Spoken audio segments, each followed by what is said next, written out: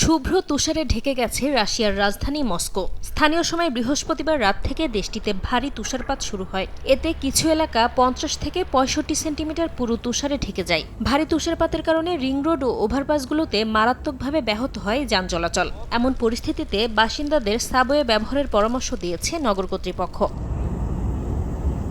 সড়কের পাশাপাশি বিমান ও রেল চলাচলে বড় ধরনের ব্যাঘাত সৃষ্টি হয়েছে। শুক্রবার থেকে 450টিরও বেশি ফ্লাইট বিলম্বিত এবং বাতিল করা হয়। শহরে ট্রেন চলাচল নিরাপদ ও স্বাভাবিক রাখতে তুষার অপসারণ কার্যক্রম জোরদার করেছে রেল পরিবহন সংস্থা।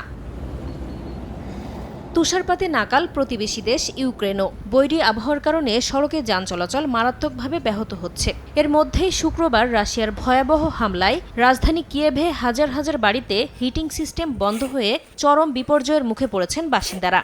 আবহাওয়ার পূর্বাভাস অনুযায়ী আগামী কয়েকদিন দেশটির তাপমাত্রা আরও কমে যেতে পারে বলে জানানো হয়েছে। এমন অবস্থায় বাসিন্দাদের রাজধানী ছেড়ে বিদ্যুৎ ও গরমের ব্যবস্থা আছে এমন এলাকায় চলে যাওয়ার পরামর্শ দিয়েছে কর্তৃপক্ষ। তুষারঝড় ও সড়কে বরফ জমে যাওয়ায় অনেক এলাকায় ভারী যানবাহন চলাচল সাময়িকভাবে বন্ধ রাখা হয়েছে। দেরিতে ছাড়ছে ট্রেনও। তীব্র তুষারপাতের কারণে স্কটল্যান্ডের কিছু এলাকায় সতর্কতা জারি করা হয়েছে, যা রোববার পর্যন্ত কার্যকর থাকবে। অনেক এলাকায় বন্ধ রাখা হয়েছে শিক্ষা প্রতিষ্ঠান। তুষারপাতের কারণে ইনভারসেন উইক রেল লাইনের পাশাপাশি বেশ কয়েকটি সড়ক বন্ধ রাখা হয়। আগামী দিনে আরও তুষারপাত ও ঠান্ডা আবহাওয়ার পূর্বাভাস দিয়েছে দেশটির আবহাওয়া বিভাগ।